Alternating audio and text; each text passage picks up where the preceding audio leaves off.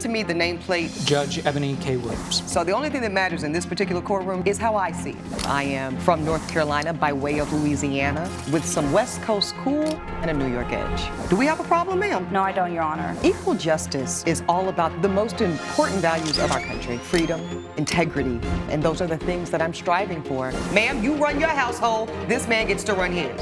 I decided to become an attorney and pursue the law. I wanted to be a voice for the voiceless. This court cannot hold this woman accountable. People from all sectors of life, black, white, purple, gay, straight, queer, and that's what equal justice with Judge Eboni K. Williams is all about. Brian Burns claims he was unjustly kicked off a hockey team after he was asked to join the league. Co-captains Callie Wright and Tony Alvarez say he was given the boot because of his behavior on and off the ice. Mr. Burns, what brings us to court today? Your Honor, we're here today because I'm suing them for $400, which was the deposit fee to enter an intramural co-ed hockey team. I feel like I was unjustly kicked off the team and they weren't offering me a refund. Okay, let me get to these co-defendants. Ms. Wright, Mr. Alvarez, what's the relationship between you two? We are co-captains on the team. Okay. I do the administrative, he does the recruiting, and we're also a couple. Oh, so you're romantically involved and you're working together? Yes. Yes, on this sir. particular adult co-ed hockey team? Yes. Okay, now is it true that this young man gave you the participation fee, $400? Yes. Okay, and you recruited him, sir? Yes, Your Honor. Okay, and so how does he end up getting kicked off the team? Oh, he's in violation of the team contract. So tell me a little bit about the contract.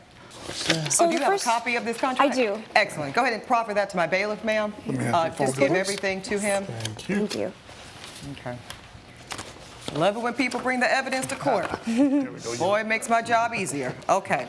So let me take a look, see here. This is the Denver co-ed hockey team player contract, black and white. Nice. I do see a signature here from you, Mr. Burns. You Yes. recall this? Yes. So let's see what it's talking about. You've got to respect the boundaries on and off the ice. That all looks reasonable. Now, something else that you agreed to is having an advanced skill set. You've got to be proficient in the skating, the puck handling. I mean, you know, hockey. Y'all have all seen hockey. It's a violent sport. People lose their whole grill in hockey. That's why it's not for me. Teeth are important. All right. So anyway, so you require your players to have a high level of competence. Yes. Now, this is what I need to see. Termination clause. So this tells me exactly how and why a player would be terminated from the team. Outlines here that the team captain reserves the right, that would be you two, to terminate this contract or remove a player for any violation of the terms and conditions outlined in this contract. Okay. Which one did he break? He broke two. The first being that he did not possess an advanced skill set, which is required. We are a competitive team. Everybody on the team is of a certain level. We go to tournaments. And when he showed up to our first practice, he could not stand on his skates. He was falling. He could not pass to open players. You might as well have just recruited Elijah then. Okay. Yeah, Your Honor, when I first met him, he went on and on about how good of a player he was and that he played for many years. Where did you meet him, Mr. Alvarez? Where did you two meet? We met at the ice rink where we hold our practices. Well, here's my question, though. So you watch him skate, and he must have been decent if you approached him to recruit him. Right. So then where did it go wrong from there? Well, he failed to mention that he hadn't played in 5 years. So when he actually got to practice, he was falling over half the time. It kind of seemed like he didn't know what he was doing. When it came to the game of hockey. Correct. You said it was two things, ma'am. What was the other violation? The other was a disrespect of boundaries, and that was in relation to myself. Yeah, unfortunately, I met Brian, and he seems like a nice person because, well, as I mentioned, Tony does the recruiting, and at practice I could feel the first practice we had him staring at me a little bit, and I didn't think much of it. And when I got home later that night, I received a text message. You have the text messages in the folder, asking me to go out and commenting about my appearance, and I told him I'm dating Tony, which, to be fair, he didn't know that. We keep it quite separate. Sure. And he respectfully said, "I'm sorry," and then the next day the text continued. Oh, okay, so let's read these messages. He says, "Hi, Callie. I think you're gorgeous and would love to take you out. Ooh. Been thinking about you." You say, "Hey, Brian, sorry, I thought you knew Tony and I are dating." So this is where you put him on notice. He says, "Oh, so sorry, I didn't know. He's a lucky guy, the luckiest." Then this looks like to be the next day. Yes. "Hey, just checking on you. I saw you and Tony got into an argument today after practice. Is everything okay?" Now, we all know that line. Okay. Then you left him on red. He says, "Hello, hello." He's giving Lionel Richie. Okay. I take it you're all good. Good night. Mr. Burns, why are you still communicating with this woman at this point? Well, the follow-up texts were, like, when I go into "Are you okay?" that was genuinely out of concern because I saw them get into like a kind of a big scuffle where their voices were loud. Right. And I just wanted to be a helping hand. Coming up on Equal Justice. Had it just been the skill set level, had he not interfered with this boundary with you and your relationship and your comfort level, would this young man still be on the team? And later, I met him off this dating app, and in the beginning, it was so good. It always you know? is. That's what I'm telling you. this is Equal Justice. Equal Justice is back with the case of Brian Burns, who blames Callie Wright and Tony Alvarez for hockey team turmoil. Mr. Burns, why is their scuffle any of your business? So I've had, friends and couples who have gone into these altercations, and I don't know them too well even, and I still reach out and say, "Hey, look, if you need to talk about this or that, I know it's hard to bring up, And has that gone well for you, getting in other folks' business like that? Well, I feel like it served as like a good Samaritan thing because there are some moments where people wouldn't go out and talk about these kinds of things, but they would if you were the first one to jump and say like, "Hey, are you okay?" We're going to put a pin in that. Okay, so let's get back to, because of these two violations of your contract, which the court acknowledges the plaintiff did sign, you asked him to leave the team. Now, who actually asked him to leave the team? I did. I made the call. Okay, I what did you called him say? and told him that he was in violation of the contract, and he requested a refund, but as stated in the contract... Let me go back to the contract. Hold on now, Mr. Alvarez. Termination of this contract may also occur to other factors. In such cases, this is key, any fees or dues paid by the player shall be non-refundable. And then it's signed and dated by both parties. Okay, so you Correct. told him that. Yes. And then what did he say? He pretty much ignored what I said and said he wanted his money back or he's going to see us in court. Oh, wow. And so that's what brings us here today. Right. Yes. This is you asking for your refund. Yes. Now, honestly tell this court, sir, are you up to par? Yes, absolutely. Okay. So The- why are they saying such different things? Just the fact that they're judging me off of the first two practices, look, I'll admit, I'm a little bit rusty. I haven't played for a few years. Is that true? 5 years? Have you been out of practice for 5 years? Yes. Let the court find this out, ma'am. Had it just been the skill set level, had he not interfered with this boundary with you and your relationship and your comfort level, would this young man still be on the team? I mean, yes, but also he's just not up to par with our team. He can't play with our team in general. It's like, it looked like freshman tryouts. He's a beginner compared to my team. Compared to your team, okay. And how many tournaments do you have in a season? Like, per this $400, what does a full experience look like? 2 practices per week, 8 tournaments, 8 games. Okay. The fee, actually, it covers food, it covers hydration drinks, jerseys, equipment, which we did purchase for him, and Yep. he used for those 2 practices. Okay. So there's still a jersey somewhere with his number on it? Yes. Yes. But you guys paid for it? Yes. Okay. And you're saying that but for his own actions, he would still be a part of the team today, he would be at practice twice a week with the rest of your team? Yep. Now that brings us back to this. Why do you feel that you are owed a refund when you know you signed a document that says for any reason, if you're kicked off the team, it's non-refundable? Because I feel like I didn't breach that contract. I feel like it's You don't think you unjust. made this woman uncomfortable? No, I had no intent of any advances. After she told me she was dating Tony, I respected that and backed off. Backed off so much that the very next day you're talking about how you doing. Right. Well, it wasn't how are you doing. It was more or less, are you okay? Okay, now what's the difference between those two statements? Okay. It was a hey with like 6 It actually Ys. says, just checking on you. Said another way, how you doing? Right. okay. Well, isn't the line below that talking about how like there was an argument? Yeah, that's you being messy and nosy, Mr. Burns. That's exactly my point.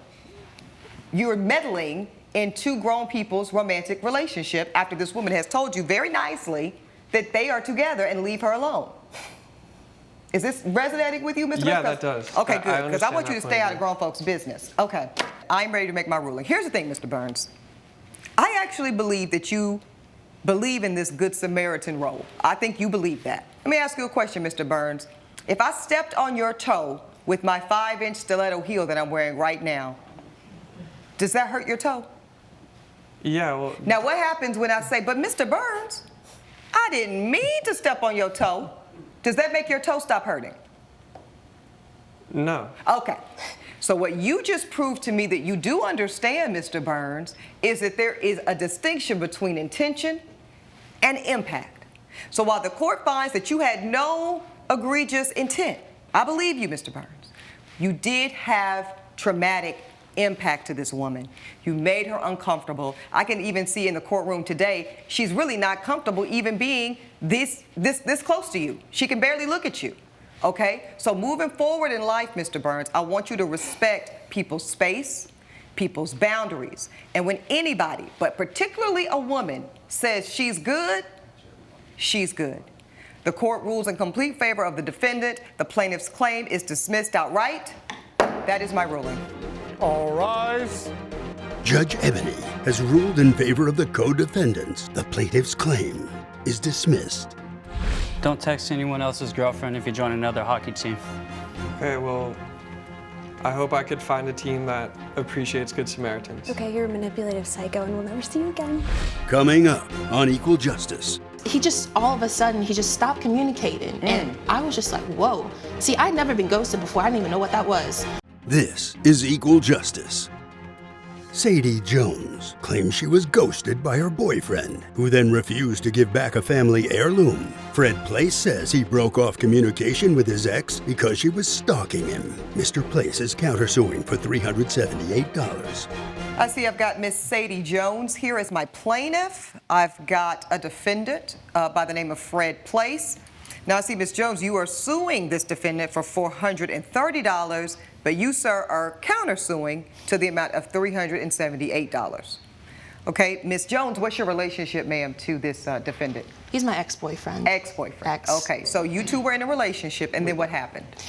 And then it started off good. I met him off this dating app, and Okay. in the beginning, it was so good. It always you know? is. That's what I'm telling you. In the beginning, and then? He just, all of a sudden, he just stopped communicating. And I was just like, whoa. See, I'd never been ghosted before. I didn't even know what that was. Okay, now let's get to the money thing. You want $430 for what again? It's that family heirloom. It's a multi-tool. It has knife. It has other tools on it. You say knife? Yeah. Okay, so is this a fancy word for a pocket knife, ma'am? It's essentially a pocket knife. Okay, but it's a family heirloom. Yes. Now, how does this have to do with the defendant? After he ghosted me, right, he refused to return my knife. I tried my best, Your Honor. I went to try to communicate with him at his workplace. He don't want to try to talk to me. So you went to his job? I did go to his job. Your Honor. Okay, hold on. Okay, that's a good time for us to take a break. Mr. Place, talk to me about this relationship. Talk to me about what this woman is claiming, that you ghosted her and kept her sentimental pocket knife. Your Honor, it was the summertime. I didn't have anything to do for the summer. I was employed, I admit, and we did do a lot of things together to which she did And I was pay supporting for. you while you were unemployed. Okay, hold on now. Let's get to that. Coming up on Equal Justice. Okay, she's writing books. She's writing books. Okay. Yes, Your Honor. Okay, y'all know those text messages where it be like, gray bubble be this long and the blue bubble be like this? Okay. This is Equal Justice.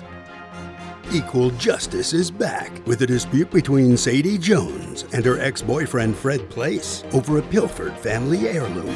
You were intimate with this woman. You were seeing this woman on a regular basis. Yes, Your Honor. Okay. Now, from your perspective, Mr. Place, tell me about this pocket knife and how it got to your home. Your Honor, quite honestly, I've forgotten about the pocket knife until she told me she was going to take me to court about it. That's a lie. I have the text messages right here. Okay, Ms. Jones, since you want to be so flippant at the mouth, go ahead and give that to my bailiff and let me see this evidence. Thank you, sir. You'll see right there that there's a text at the bottom before I even took him to court. I got written up at work because you keep showing up, wait a minute now, Ms. Jones, and disturbing my ability to work. You say, look, this isn't going to work out. So this is him trying to break up with you, okay? You're going back to school and I'm staying in Austin. I can't do long distance with my work schedule. I don't have time for a relationship. I'm sorry. Then you say, as you point out, if you're going to break up with me, you can do it in person like an adult. Also, you still have my knife. I need that back. Okay, fine, no problem. I'll stay outside your house all night if I need to. Yes, Your Honor. Ma'am, what does that mean? See, I had been at his house. No, I don't see, ma'am. That sounds like stalker behavior. So, sir, let me ask you this, Mr. Place. At some point, you found this in your home, correct? Correct. So why didn't you give it back? Well, Your Honor, we're missing some important details here. Well, hurry up and get to it, sir. When I had the chance to look at my phone on a particular Wednesday week, I had received multiple texts from her, which I have evidence of here before Proffer this it part. up to my bailiff. Thank you, sir. I had multiple texts from her asking me, was I okay? She was concerned. She was looking for me. Did I make it to work okay? Did I oversleep? And Oh, gosh. Judge Eboni's verdict when equal justice returns. This is Equal Justice. Okay, she's writing books. She's writing books. Okay. yes, Your Honor. Okay, y'all know those text messages where we like, gray bubble be this long and the blue bubble be like this. Okay, and where's the knife at this point? It's in my car, Your Honor. I found it after having this whole The entire knife is in your discussion. car? Yes, Your Honor. Parked outside this courtroom? Parked outside this courtroom, Your Honor. Okay. And I do think I want to show the court this photo of, this looks like to be the plaintiff here parked outside of your residence. Yes, Your Honor, that is correct. Okay, so now what is this for? Why are you countersuing? This is your 378. Yes, Your Honor, for the accumulation of the nights I had to stay at a hotel because of this stalking incident here. This is what we're going to do. Sir, you are going to retrieve that knife and you're going to give it to this court so it can be returned to the plaintiff. And also, because this is not how you go about retrieving something that's yours. So I am going to find you liable and responsible for disturbing this man's peaceful enjoyment of his property and him being forced to pay $378 for that hotel. That's the court's ruling. All rise. Judge Eboni has ruled in favor of the defendant. The plaintiff is ordered to pay $378. If she has a knife, she's a stalker for life. If you have a phone and tech and can't communicate, drop them. You've had your day in court. Please follow me. Ladies first.